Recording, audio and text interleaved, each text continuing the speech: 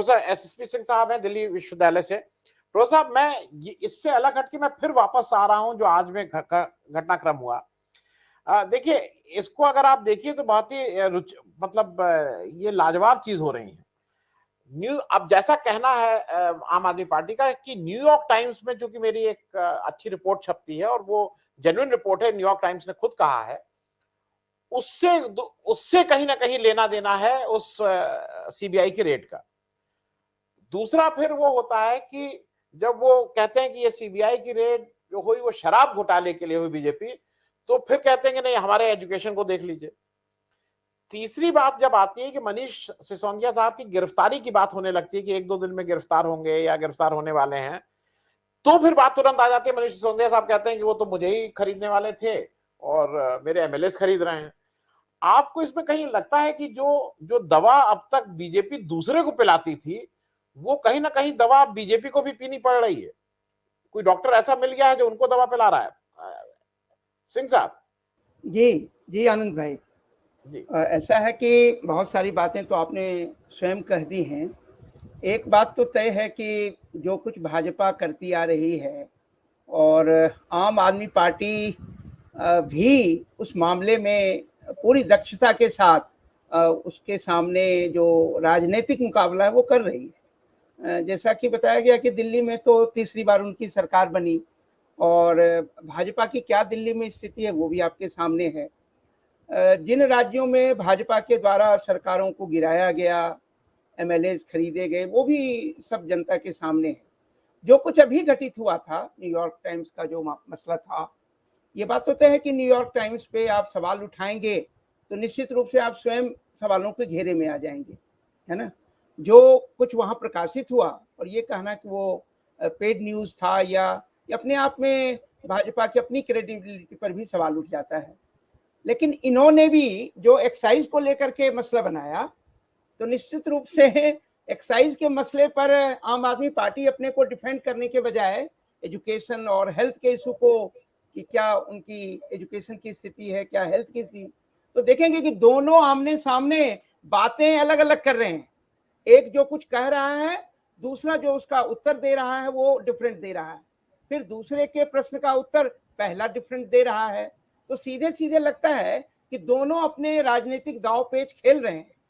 और इसमें माहिर तो मोदी जी हैं ही, लेकिन केजरीवाल जी को अंडरएस्टिमेट करना उनको भारी पड़ रहा है, क्योंकि केजरीवाल जी हाथ में, जैसा आपने भी कहा और जोशी जी ने भी कहा या अन्य साथियों ने जो जिक्र किया है, वो तिरंगा लेकर के ही अन्ना आंदोलन में मैदान में आए। तो जब उन्होंने कहा घर घर तिरंगा, इन्होंने कहा कि हर हाथ तिरंगा। उन्होंने कहा कि विश्व गुरु बनाएंगे, इन्होंने कहा कि हम नंबर 1 बना देंगे। बना न वो विश्व गुरु पाएंगे, न ये नंबर 1 बना पाएंगे। लेकिन जवाब जो है, कहते हैं ना कि ईंट का जवाब पत्थर से, वो दे रहे हैं। और लगातार जो डेविएशन और डाइवर्जन की पॉलिटिक्स है, भाजपा जैसा करती रही है, तो आम आदमी पार्टी भी पूरी तरह से उसका उत्तर दे रही है। तो ऐसी स्थिति में ये तो तय है कि दिल्ली में भाजपा की इस तरह से दाल गलने वाली नहीं है, क्योंकि केजरीवाल साहब एक मंत्री ऑलरेडी जेल में है। कोई बात नहीं, क्या फर्क पड़ गया उनके पॉलिटिकल सेहत पे। अब मनीष सिसोदिया को घेरने की बात में कितनी सच्चाई है, रेड हुआ है, लेकिन गिरफ्तार होते या नहीं होते वो अलग है। लेकिन इधर से ये एक प्रकार से हमला बोल दिया गया कि अब केजरीवाल को भी सिसोदिया साहब को भी गिरफ्तार किया जाएगा। बल्कि बातों बातों में केजरीवाल साहब ने यह भी कहा कि मुझे भी गिरफ्तार किया जाएगा।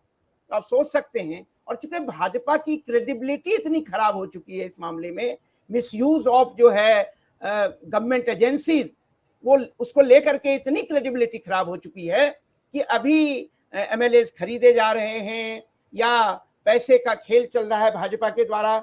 आम आदमी पार्टी के द्वारा जो कुछ भी कहा जाएगा, बहुत सारे लोग स्वतः उसको सहज रूप से उस पर विश्वास कर लेंगे, क्योंकि भाजपा ये करती रही है।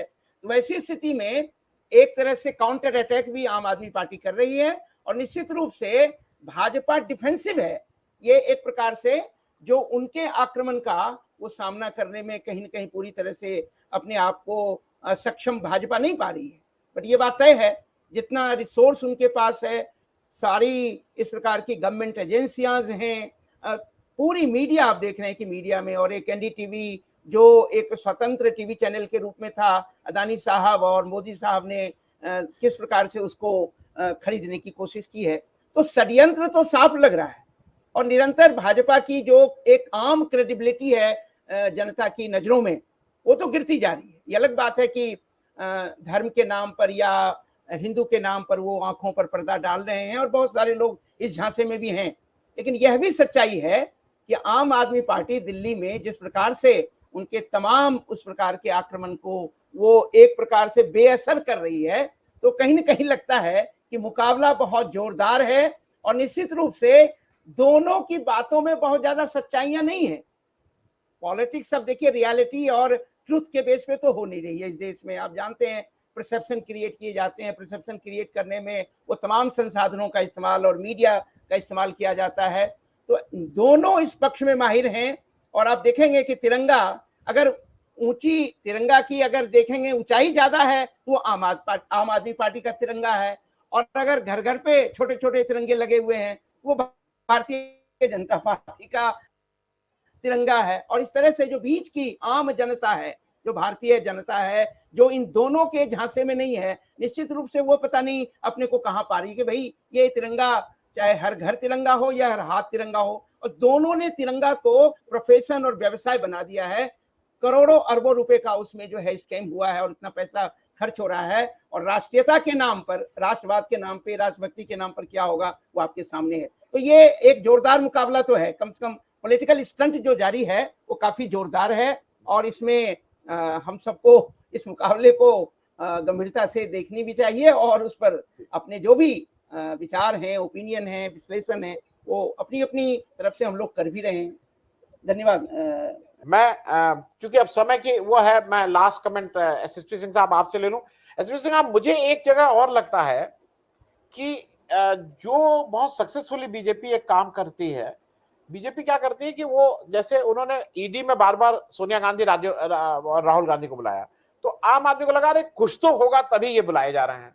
उसी तरह से मनीष सिसोदिया के घर पे रेड कराओ, सीबीआई कराओ, केजरीवाल के घर पे भेजो, तो एक जनरल परसेप्शन एक आम हिंदुस्तानी का होता है, अरे कुछ तो होगा ही इतनी, तो वो खुद चिपकाना चाह रहे हैं। क्योंकि केजरीवाल साहब को या केजरीवाल को कुछ लोग आरएसएस की बी टीम सब कहते हैं, लेकिन अभी तक भ्रष्टाचार का कोई आरोप किसी के, इन लोगों के किसी के ऊपर नहीं लगा।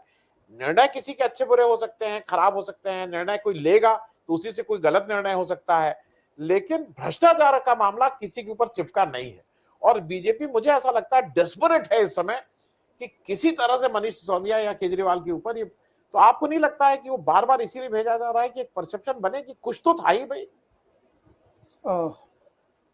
आनंद भाई, पहली बात तो मैं सर्वेश जी के संबंध में शिक्षा के स्कूल पे 1 मिनट का समय लूंगा।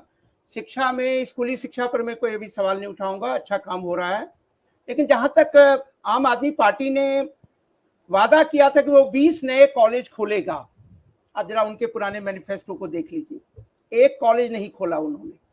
दूसरी बात, दिल्ली विश्वविद्यालय में 28 कॉलेज हैं उनके, जिसमें 95% जो है यूजीसी 16 कॉलेजेज में और 5% जो है वो दिल्ली सरकार देती है, और 12 कॉलेजेस हैं जिसमें 100% है। ये लगातार 12 कॉलेज में 3-4 सालों से सैलरी की समस्या और जो बाकी जो उनके सैलरी के मेडिकल इम्बर्समेंट हो या उस तरह के एलटीसी हो या तमाम, वो सारी समस्याएं लगातार बनी हुई हैं। तो शिक्षा का मतलब ये नहीं है कि स्कूली शिक्षा के क्षेत्र में आप कुछ अच्छा काम कर रहे हैं, लेकिन जो विश्वविद्यालय शिक्षा है जिसमें ऑलरेडी दिल्ली सरकार के योगदान पहले से हैं, आप उसमें कॉलेजेस के शिक्षकों को और नॉन टीचिंग स्टाफ को सैलरी न दें, ये बहुत गंभीर समस्या है और शिक्षक आंदोलन में बहुत ही लगातार ये चिंता का विषय बना रहा है। तो ये मैंने एक जस्ट इंफॉर्मेशन शेयर किया है।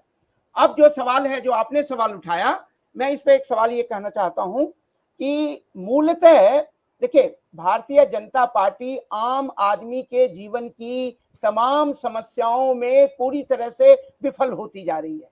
तो ये तमाम जो गवर्नमेंट एजेंसीज का इस्तेमाल हो रहा है विपक्षी नेताओं को, उसके 2 उद्देश्य हैं। एक तो विपक्षी नेताओं को ये बताने की कोशिश करना कि वो भ्रष्ट हैं और मोदी सरकार भ्रष्टाचार को बर्दाश्त नहीं करेगी, और दूसरा ऑब्जेक्टिव है आम आदमी की मूल समस्याओं से उनका ध्यान को हटा देना।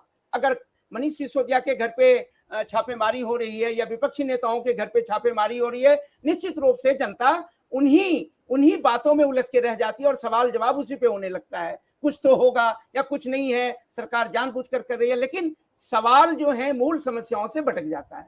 तो आम आदमी पार्टी के मनीष सिसोदिया साहब के घर पे छापेमारी हो या बिहार में जो आरजेडी के नेताओं और तमाम लोगों के घर पे सीबीआई के छापे हुए, इसमें मूल समस्याओं से ध्यान भटकाना ये उनका एक जो उद्देश्य है। और दूसरा, ये दिखाने की कोशिश, मेरा एक सीधा सवाल है कि भ्रष्टाचार के मामले में एक भी प्रमाण भारतीय जनता पार्टी के पास नहीं है कि वो भ्रष्टाचार के खिलाफ हैं। उनसे पूछिए कि लोकपाल अधिनियम जो है, जो बन गया, मूवमेंट हुआ था और उसके बाद केंद्र सरकार ने और पार्लियामेंट ने अधिनियम बना दिया, लोकपाल कहाँ है? मोदी जी ने अपने 8-9 सालों में लोकपाल जो है क्यों नहीं बनाया?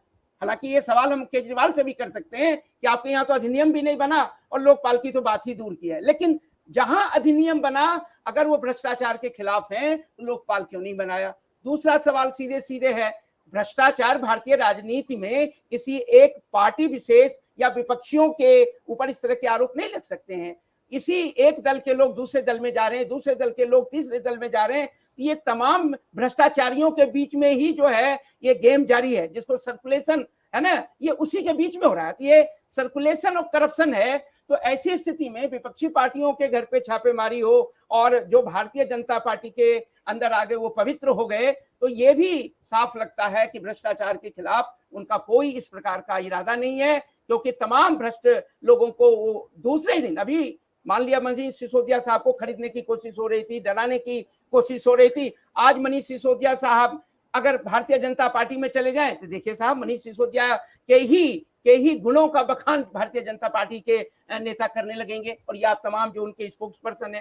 तो मेरा सीधा सीधा इसमें कहना है, भ्रष्टाचार के खिलाफ संघर्ष करने या भ्रष्टाचार को मिटाने की भारतीय जनता पार्टी के द्वारा जो कुछ भी कहा जा रहा है, मोदी ने जो कुछ भी लाल किले के प्राचीर से कहा है, एक तो परिवारवाद की बात कर रहे थे, लाल किले के प्राचीर से अगर इस प्रकार के प्रधानमंत्री के भाषण होंगे 88 मिनट या 85 मिनट और उसमें सब्सटेंस जीरो होगा, तो आप सोच सकते हैं।